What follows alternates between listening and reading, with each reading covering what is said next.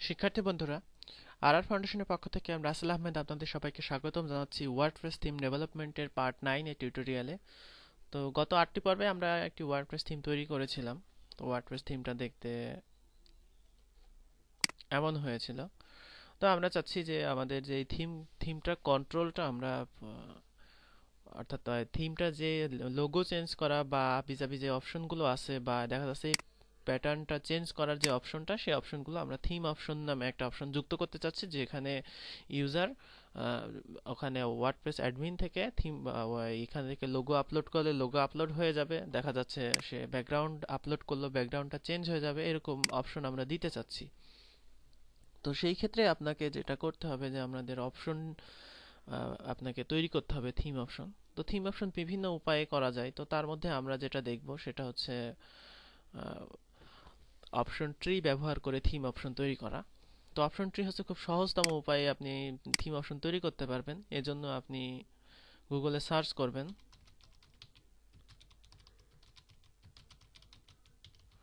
Option tree for WordPress, লিখে search করলে এখানে অপশন ট্রি যে প্লাগইন পেজ সেটা চলে আসবে। তো অপশন ট্রি থেকে এখান থেকে আপনি অপশন ট্রির প্লাগইনটা ডাউনলোড করবেন এবং ডাউনলোড করার পরে আপনি হচ্ছে আপনার যে থিম আছে সেই থিমে আপনি হচ্ছে এখানে পেস্ট করে দেবেন। আপনার যে অপশন ট্রি নামে একটা ফোল্ডার পাবেন সেই ফোল্ডারটা আপনি এখানে পেস্ট করে দেবেন। তো পেস্ট করে দেওয়ার পরে আমাদের ফাংশন পিএইচপিতে এই যে কোডগুলো এই কোডগুলো ব্যবহার করতে হবে। এই কোডগুলো হচ্ছে থিম অপশনটি অ্যাক্টিভ করার জন্য। তো এই থিম অপশনটি যদি আপনি অ্যাক্টিভ করেন সেই ক্ষেত্রে দেখা যাবে যে আপনার অপশন ট্রিটি কার্যকর হয়েছে এবং আপনাকে যে এখানে আমরা এখানে দিয়ে দিয়েছি যে অপশন ট্রি তৈরি করার জন্য যে আপনার স্যাম্পল অপশন ট্রি তৈরি করার জন্য পেস্ট বিনে একটা কোড দেওয়া আছে, এই কোডটি আপনারা কপি করবেন। কপি করার পরে এরপরে আপনি আপনার থিমে ইনক্লুডস নামে একটা ফোল্ডার তৈরি করবেন।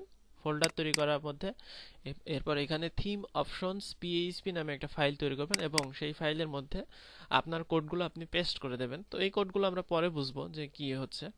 তো আপনাদের স্টেপ হচ্ছে নাম্বার 1 স্টেপ হচ্ছে আপনি অপশন ট্রি ডাউনলোড করবেন, আপনার থিমের মধ্যে অপশন ট্রি ফোল্ডারটা রাখবেন, তারপরে হচ্ছে আপনার ফাংশন পিএইচপিতে এই কোডগুলো দিয়ে অপশন ট্রিটা অ্যাক্টিভ করবেন এবং স্যাম্পল যে অপশন ট্রি অর্থাৎ স্যাম্পল যে থিম অপশনের ফাইল তৈরি করা হয়েছে সেটার কোডগুলো এনে রাখবেন। এটাই হচ্ছে আপনার অপশন ট্রি ইনস্টলের পদ্ধতি।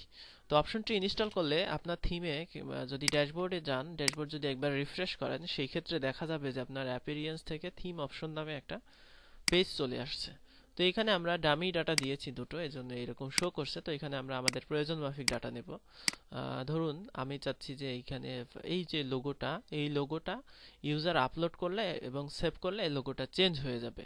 তো সেই ক্ষেত্রে এই লোগোটার ডাইমেনশন অনুযায়ী তাকে আপলোড করতে হবে, অন্যথায় দেখা যাচ্ছে চেঞ্জ হয়ে যেতে পারে। তো আমরা ডাইমেনশন ছাড়াই আগে আপলোড করি, তারপরে দেখব।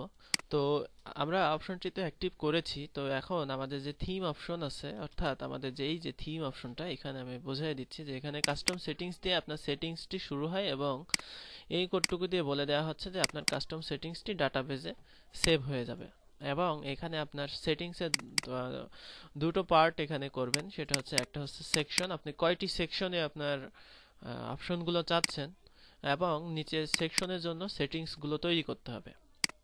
প্রত্যেকটা সেকশনকে আলাদা অ্যারে দিয়ে আপনি এখানে আলাদা আলাদা এখানে অপশন দিতে পারবেন এবং প্রত্যেকটা সেটিংসকে আপনি যতগুলো সেটিংস চান ততগুলো সেটিংস আপনাকে একটি ডিফারেন্ট অ্যারে দিয়ে তৈরি করতে হবে এবং একটি অ্যারের পর আরেকটি অ্যারে কমা হবে। এগুলো যারা পিএইচপি ভালো জানেন তাদের জন্য বোঝানো লাগবে না। তো যাই হোক, তো আমরা চাচ্ছি যে লোগো আপলোড করবে। তো প্রথমেই আপনাকে এটার জন্য একটা অ্যারে দিয়ে তৈরি করতে হবে অর্থাৎ আইডি। এখানে আমি দিলাম লোগো আপলোডার, লোগো আপলোডার নাম দিলাম।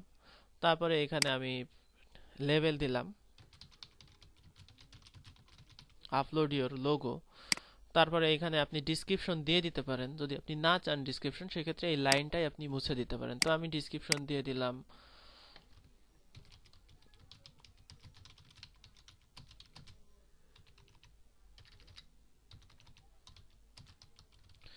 আমি এখানে দিয়ে দিলাম।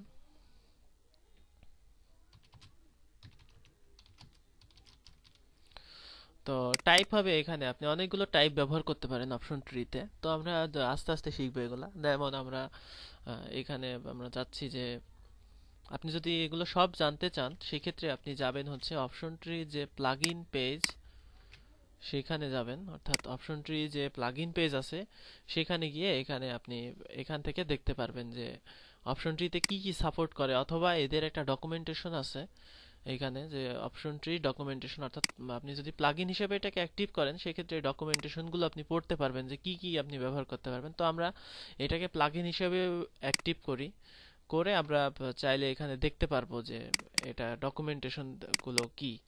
তো আমরা আপাতত আমরা এখান থেকেই শিখি, তারপরে দেখা যাচ্ছে ওগুলো করব। তো এরপরে আমরা এখানে চাচ্ছি যে এটা আপলোড ফিল্ড হোক, অর্থাৎ আপলোড করবে ইউজার, এর জন্য আপলোড টাইপ হচ্ছে আপলোড। আর সেকশন আপনি কোন সেকশনে দিতে চান, যেমন এখানে জেনারেল নামে আমি একটা সেকশন তৈরি করেছি। আপনি যদি এখানে আরেকটা সেকশন চান সেক্ষেত্রে এখানে কমা দিতে হবে, এবং আপনার এই যে এই অ্যারাই থেকে এখানে কপি করে নিচে আরেকটা দিতে হবে। দেখা যাচ্ছে আমি জেনারেল দিলাম, আরেকটা দিলাম সোশ্যাল, এখানে আমি একটা নাম দিলাম সোশ্যাল সেটিংস, অর্থাৎ ফেসবুক টুইটার এগুলো সেটিংস আমরা করব। তো এটা কোন সেকশনে যাবে সেটা এখানে নির্ধারিত করে দেবেন যে জেনারেল সেটিংসে যাক। তো আমরা লোগোটাই দেখি, আর এটা আমরা আপাতত মুছে দেই যেহেতু আমরা এটা নেব না। আর এই সেকশনটাও থাক, সেকশনটা দেখি আমরা দুটো সেকশন কিভাবে আসছে। তো এখন আমরা যদি ড্যাশবোর্ডে যাই, ড্যাশবোর্ডে এটা রিফ্রেশ করি, বা এখান থেকে থিম অপশনে যাই, থিম অপশনটা এখানে রিফ্রেশ করা লাগবে কারণ আগের ডাটা এখানে চলে আসার চেষ্টা করবে। তো এখান থেকে রিফ্রেশ করলে অনেকবার রিফ্রেশ করবেন, রিফ্রেশ করলে আপনার এখানে যে আপনার যে ডাটাটা অর্থাৎ আপনি যে থিম অপশনে দিয়েছেন সেই ডাটাটা দেখবেন এখানে চলে আসছে। তো আমরা একটা ভুল করে ফেলেছি, সেটা হচ্ছে এখান থেকে আমরা কন্ট্রোল এখানে করার জন্য এখানে অপশন ট্রিটাকে যে কল করতে হবে সেটা আমরা দিতে মনে নেই। তো এখান থেকে ইনক্লুডস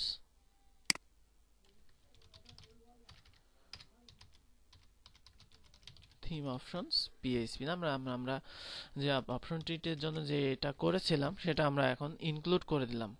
তো ইনক্লুড করে দেওয়ার পরে এখানে খেয়াল করবেন যে আপনার যে ডাটাগুলো অর্থাৎ আপনি যে ডাটাগুলো দিয়েছেন, যেমন আমরা আপলোড ইওর লোগো করেছি। তো আপলোড ইওর লোগো এখানে আপলোড করলে একটা আপলোডার ওপেন হবে। তো তারপরে এখানে আপনার সোশ্যাল সেটিংস আমরা কিছু দেই নাই বিধায় এটাতে কিছু নেই। তো আমরা লোগো আপলোডটা আগে দেখি। তো এখান থেকে আপলোড ইওর লোগোতে গেলাম, যাওয়ার পরে এখানে সিলেক্ট ফাইল করে আমি একটা পিকচার আপলোড করি, ধরুন এটাই আপলোড করলাম। তো অনেক বড় হয়ে যাবে কিন্তু এটা, যাই হোক এটা আমাদের সিএসএস দিয়ে ঠিক করতে হবে। তো আমরা এটা মিডিয়াম সাইজটা নেই 300x225। তো সেন্ড টু অপশন ট্রি দিলে এখানে দেখবেন যে অপশন ট্রির জন্য যে ডাটাটা চলে আসছে এখানে। তো এখানে ইউজার চাইলে মুছে ফেলতে পারবে। তো আমি এখানে সেভ সেটিংস করে দিলাম। তো সেভ সেটিংস করলেই কিন্তু আমাদের লোগো চেঞ্জ হবে না, কারণ আমরা যে অপশন ট্রি দিয়ে যে ডাটাটা আমরা এনেছি সেই ডাটাটা তো আমরা হেডার পিএইচপি তে সেভ করিনি, অর্থাৎ এটা ডাটাবেসে সেভ হলো। তো এখন ডাটা আপনার দুই উপায়ে সেভ হতে পারে, সেটা হচ্ছে যে আমরা যদি হেডার পিএইচপি ওপেন করি সেই ক্ষেত্রে সরি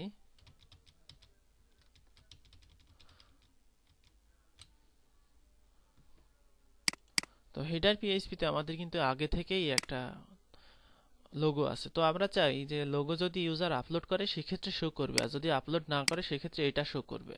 তো সেই জন্য আমাদের কন্ডিশনাল ভাবে এখানে অপশনটির ডাটাটা নিতে হবে। অর্থাৎ আমরা এখানে এই যে অর্থাৎ এটা আমরা কপি করলাম কন্ডিশনাল ডাটার জন্য, এবং এটা আমরা এখানে পেস্ট করে দিলাম।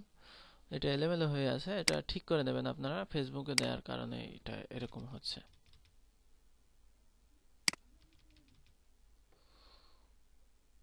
তো এইখানে কোডটা আমি বুঝিয়ে দেই। কোডটা ওখানে বলা আছে যে যদি ফাংশন এক্সিস্ট, অর্থাৎ অপশনটির ডাটা যদি ফিল আপ করা হয় এবং সে আইডিটা স্পেসিফিক করে দিতে হবে এখানে, এবং যদি ফিল আপ হয় সেক্ষেত্রে অপশনটির ডাটা শো করবে, আর যদি ফিল আপ না হয় এলস বলা আছে সেক্ষেত্রে ডিফল্ট ডাটা শো করবে। তো আমাদের ডিফল্ট ডাটা হচ্ছে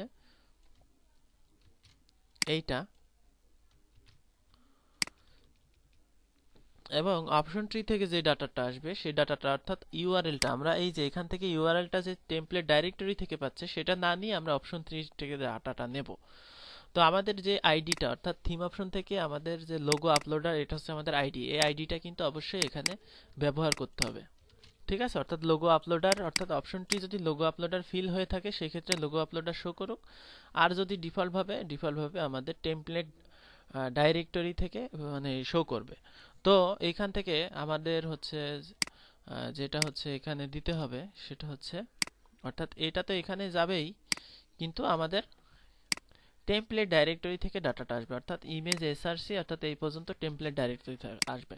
তো আশা করি বুঝতে পারছেন, আমি আবার বোঝাই দিচ্ছি। ব্যাপারটা হচ্ছে এখানে থিম অপশন থেকে আমরা এখানে বোঝাচ্ছি যে যদি অপশনটির ডাটাটা ফিল হয়ে থাকে সেক্ষেত্রে আমাদের ইমেজের এসআরসি হবে টেমপ্লেট ডাইরেক্টরি থেকে, এই সরি অপশন ট্রি যেখানে সেভ করে রাখছি সেখান থেকে। আর যদি ডাটা না দেয়া থাকে সেই ক্ষেত্রে ডিফল্ট ডাটাটা লোড হবে। তো এখন আমরা যদি সেভ করি, এরপরে আমরা যদি আমাদের সাইটটা রিফ্রেশ করি অর্থাৎ এই সাইটটা, সেই ক্ষেত্রে এখানে দেখা যাবে যে আমাদের অপশন ট্রি থেকে যে ডাটাটা আমরা দিয়েছি সেটা চলে আসছে। যদি কোনো কারণে আমরা এটা ডিলিট করে দেই অর্থাৎ এখানে ডিলিট করে দিলাম এবং সেভ করে দিলাম, এরপরে যদি আমরা এখানে রিফ্রেশ করি সেই ক্ষেত্রে দেখা যাবে যে আমাদের ডিফল্ট যে লোগোটা সেটা কিন্তু চলে আসছে। তো আমরা চাইলে অপশন ট্রি দিয়ে এই যে মেনুগুলো কন্ট্রোল করতে পারি, চাইলে আমরা স্লাইডারের ইমেজগুলো কন্ট্রোল করতে পারি। তো সেগুলো আগামী টিউটোরিয়ালে দেখাবো। তো প্রসেসটা আমি আবারও আপনাদের বলে দেই সুবিধার্থে। স্টেপ 1 হচ্ছে আপনাদের অপশন ট্রি ডাউনলোড করতে হবে। স্টেপ 2 হচ্ছে ফাংশনে এই কোডগুলো দিয়ে অ্যাড করতে হবে। স্টেপ 3 এখানে আমি এটা লিখে দেই।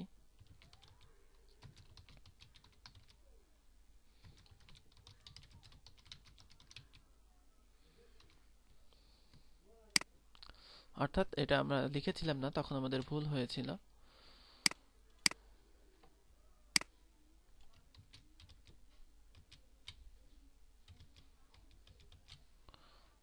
তো এটা আমরা এর সাথে দিয়ে দিই, আর থিম অপশন করার দরকার নেই যেহেতু এটা এটারই একটা অংশ। তো এই ডাটাটুকু আমাদের দিয়ে দিতে হবে।